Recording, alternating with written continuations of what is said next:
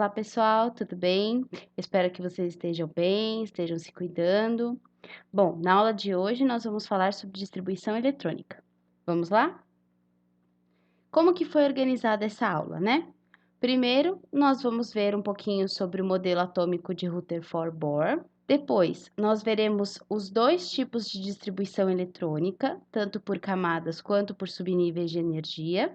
E, por fim, vamos fazer a correção dos exercícios. Bom, então o que dizia o modelo do Rutherford-Bohr, né? Ele diz que o núcleo, ele é formado por uma porção central e que nesse núcleo a gente vai ter dois tipos de partículas. As partículas positivas, que vão receber o nome de prótons, e as partículas neutras, que vão receber o nome de nêutrons. O modelo de Rutherford-Bohr também nos diz que existe uma eletrosfera ao redor desse núcleo. Então, a eletrosfera, ela é uma região ao redor do núcleo em que a gente vai conseguir encontrar os elétrons. Só que a presença dos elétrons, ela não está de maneira desorganizada. A gente vai encontrar várias camadas nessa eletrosfera em que os elétrons vão estar organizados. Aqui a gente pode observar um esquema de como seria o átomo de berílio. Então, o que está representado em vermelho e simbolizado pela letra P são os prótons. Percebam que está no núcleo.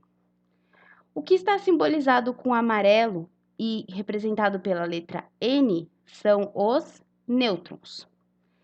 O que a gente consegue ver aqui ao redor do núcleo são os elétrons, que são representados pela letra E com esse símbolozinho de menos em cima. Por fim, o que está representado aqui em cinza são as camadas ou níveis de energia. É importante ressaltar que não existem essas linhas, né, esses arcos aqui ao redor do núcleo.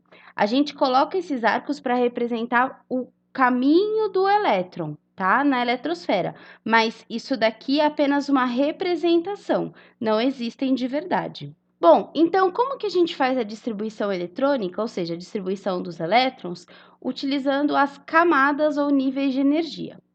Bom, a gente tem que lembrar que essa distribuição é a forma como os elétrons estão distribuídos nas camadas ou níveis de energia que ficam ao redor do átomo. Ou seja, a gente vai fazer a distribuição da quantidade de elétrons que vão estar presentes na camada que está mais perto, na camada que está mais afastada e por aí vai.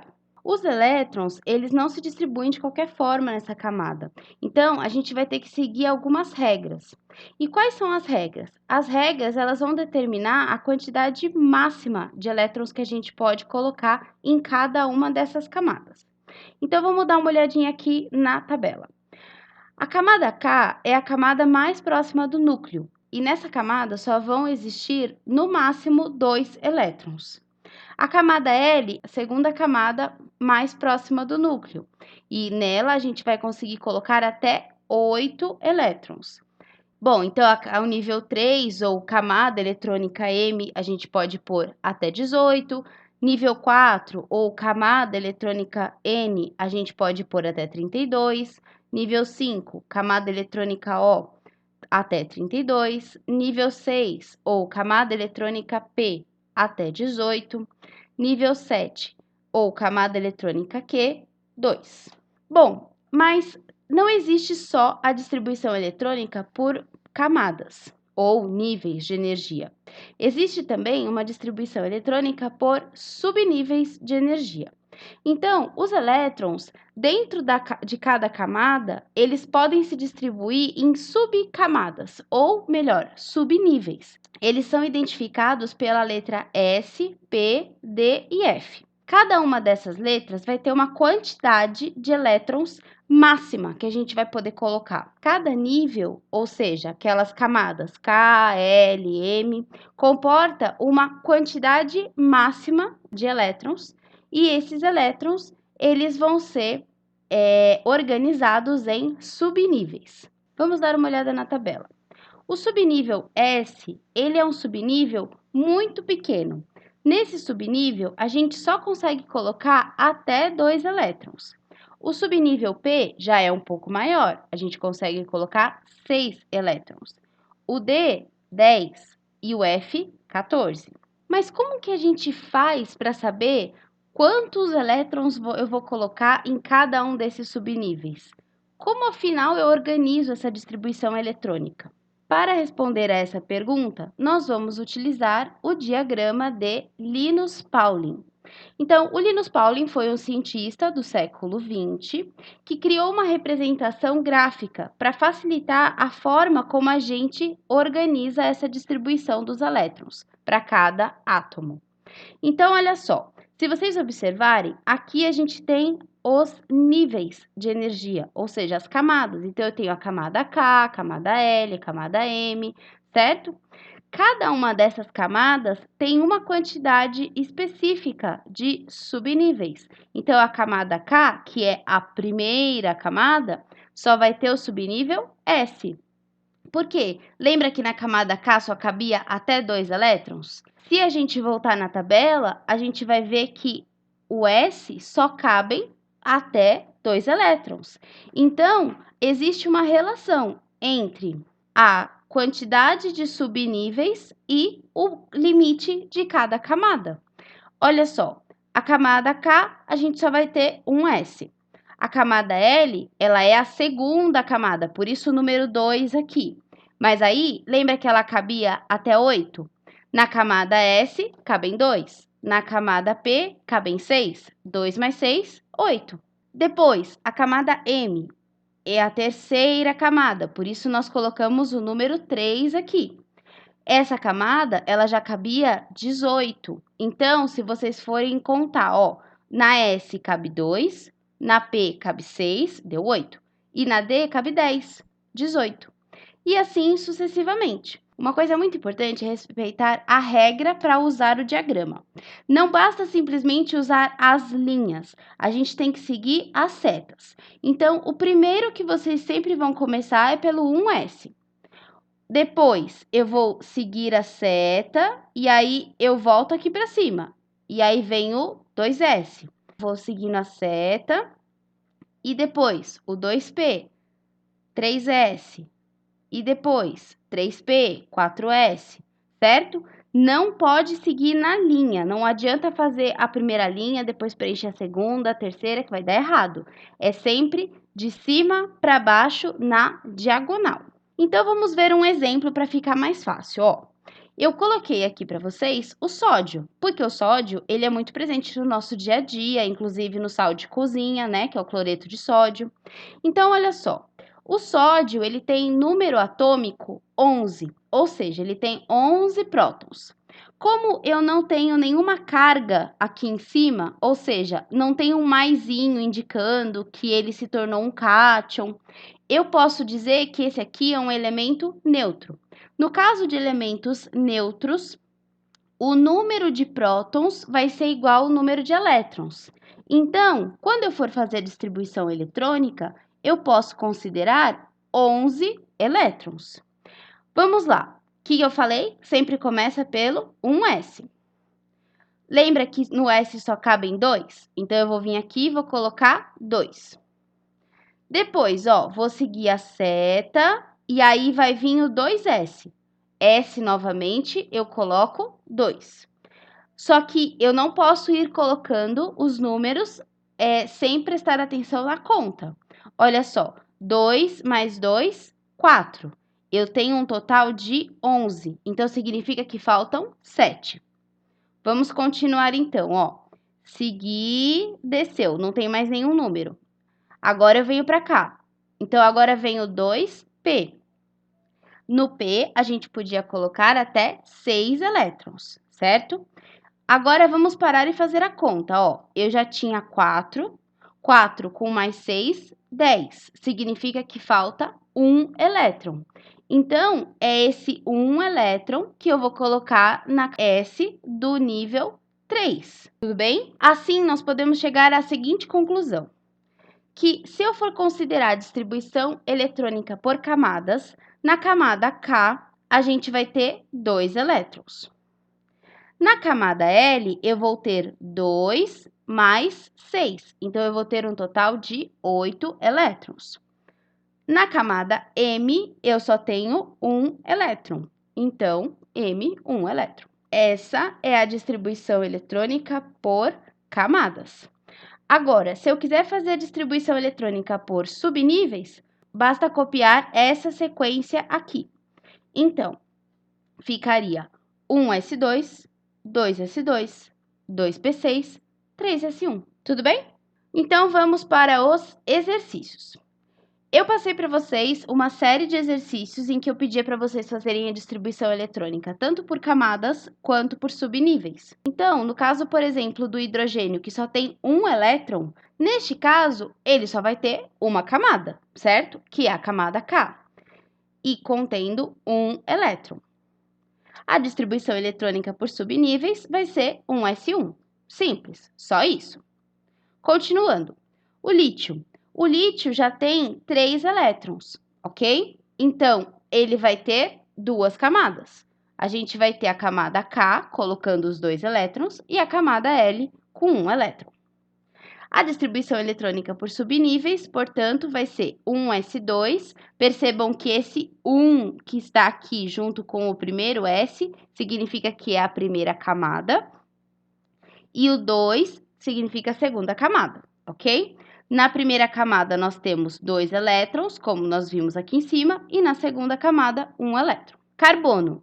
O carbono tem 6 elétrons, então a distribuição eletrônica por camadas ficará K com 2 e L com 4. A eletrônica ficará 1s2, 2s2 e 2p2. Nitrogênio. Distribuição eletrônica, duas camadas, camada K com 2 elétrons e camada L com 5 elétrons. Como fica a distribuição eletrônica em subníveis? Bom, 1s2, 2s2 e 2p3. Percebam que, para que eu saia de um subnível e vá para outro, esse subnível primeiro aqui tem que estar completo, ok? Continuando. Agora, olha só. Este oxigênio aqui tem uma carga. Significa que o número atômico, ou seja, o número de prótons dele, não é igual ao número de elétrons. Olha só, se eu não tivesse esse 2 menos aqui, concorda que o oxigênio teria 8 elétrons? Sim? Mas, o que acontece? Um 2 menos aqui significa que esse oxigênio ganhou 2 elétrons. Se ele ganhou 2 elétrons, eu não posso fazer a distribuição eletrônica pensando no número 8. Eu tenho que fazer a distribuição eletrônica pensando no número 10. Tudo bem? Então, como ficaria? Por camadas, K com 2, L com 8. E a distribuição eletrônica por subníveis, 1s2, 2s2, 2p6. Flúor. O flúor, ele vai ter 9 elétrons. Como que eu sei? Porque ele não tem carga. Significa que é a mesma quantidade de prótons e de elétrons. Então, a distribuição eletrônica por camadas fica 2 e 7. E por subníveis, 1s2, 2s2, 2p5. Sódio. Olha só, percebam que esse aqui é diferente do meu exemplo. Por quê? Porque esse daqui tem um mais aqui em cima. Significa que esse elemento perdeu um elétron, certo? Se ele perdeu um elétron, a distribuição eletrônica para ele vai ser igual à distribuição eletrônica que o oxigênio, como ânion, teve. Percebam, se ele perdeu um elétron, ele não tem mais 11 elétrons, ele tem 10. Então, a gente vai ter a distribuição eletrônica por camadas exatamente igual a que a gente observou no exercício de cima. A mesma coisa para subníveis. Tudo bem? Magnésio. Magnésio, percebam que ele tem um 2 mais. Significa o quê? Naturalmente, o magnésio teria 12 elétrons, certo? Se eu tivesse um elemento neutro, ou seja, sem carga, ele teria 12 elétrons, porque o número atômico seria igual ao número de elétrons. Mas, nesse caso aqui, o magnésio perdeu 2 elétrons. Se ele perdeu 2 elétrons, significa que a distribuição eletrônica que eu tenho que fazer é pensando no número 10. Por quê? Ele tinha 12, perdeu 2, deu 10. Então, a distribuição eletrônica para o magnésio também vai ser igual à distribuição eletrônica do sódio e a do oxigênio. Todos eles são íons, então significa que eles possuem cargas, podem ser positivas ou negativas, e isso altera a quantidade de elétrons. Uma coisa interessante de observar é que todos esses elementos aqui que possuem carga, eles assumem a forma do gás nobre mais próximo. Lembra que eu sempre digo que o sonho de todo elemento químico é ser um gás nobre? Então, neste caso, tanto o oxigênio, quanto o sódio, quanto o magnésio estão se comportando como o gás nobre neônio, que na natureza possui 10 como número de prótons, então ele também terá 10 como número de elétrons. Tudo bem? Alumínio, olha só, mesma ideia. Ele tem um 3 mais aqui, significa que ele perdeu 3 elétrons.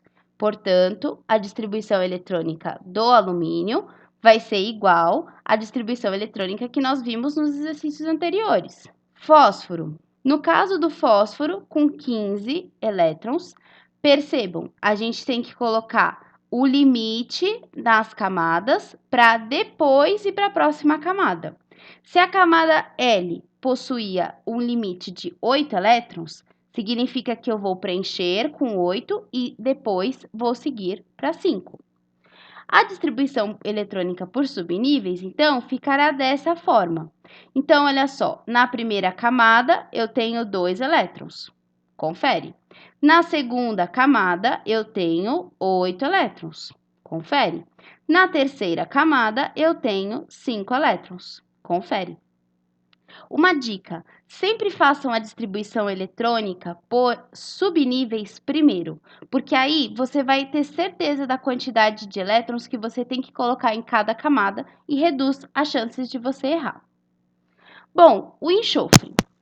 Novamente, distribuição eletrônica por camadas, seguindo o mesmo princípio do fósforo. O enxofre ele está exatamente do lado direito do fósforo, na tabela periódica, eles estão na mesma linha. E pensando na distribuição por subníveis, 1s2, 2s2, 2p6, 3s2, 3p4, ok? Cloro, que nessa forma passa a se chamar cloreto. Por quê, professora? Porque ele é um ânion, ok? Então, percebam, existe um menos aqui em cima. A presença desse menos indica que o número de elétrons que eu vou ter que colocar vai ser 18 e não mais 17. Por quê? Toda vez que eu tenho um número negativo aqui em cima, significa que o elemento químico ganhou elétrons.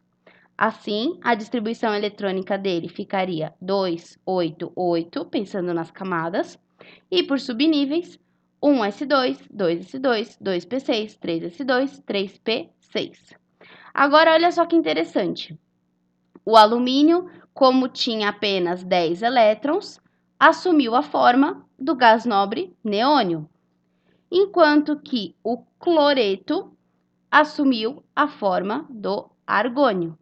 Ambos gases nobres. Tudo bem? Com relação ao potássio, vejam, não tem nenhuma carga, significa que eu estou considerando elemento químico neutro. Então, a distribuição eletrônica por camadas ficará 2, 8, 8 e 1. Agora, olha só, professora, como é que eu sei que eu tenho que colocar 8 aqui e eu não posso colocar, por exemplo, 9 para acabar a distribuição eletrônica? Aí que vem a importância de fazer a distribuição por subníveis primeiro. Olha só, se vocês considerarem os subníveis, vai ficar bem fácil de entender. Porque a gente vai ter na camada 3, que é a camada M, apenas 8 elétrons colocados. Então, vai sobrar um elétron para a camada 4, que é a camada N. Lembra que eu falei? Na dúvida, façam a distribuição eletrônica por subníveis primeiro e depois passem para níveis ou camadas. O cálcio, ele tem uma carga aqui, uma carga 2+, significa que ele perdeu 2 elétrons e, portanto, vai assumir configuração eletrônica de 18. Então, a gente vai fazer a distribuição eletrônica considerando o número 18. Bromo.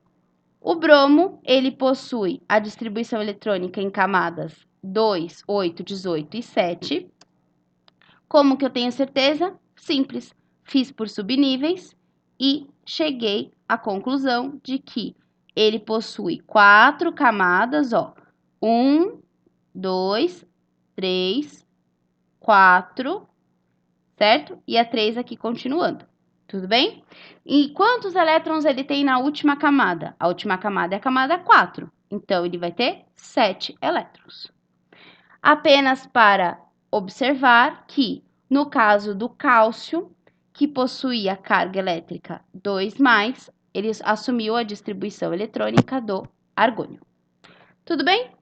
Bom, pessoal, espero que vocês tenham gostado da aula. Por hoje é isso. Não esqueçam de se inscrever no meu canal. Beijo para vocês. Tchau, tchau.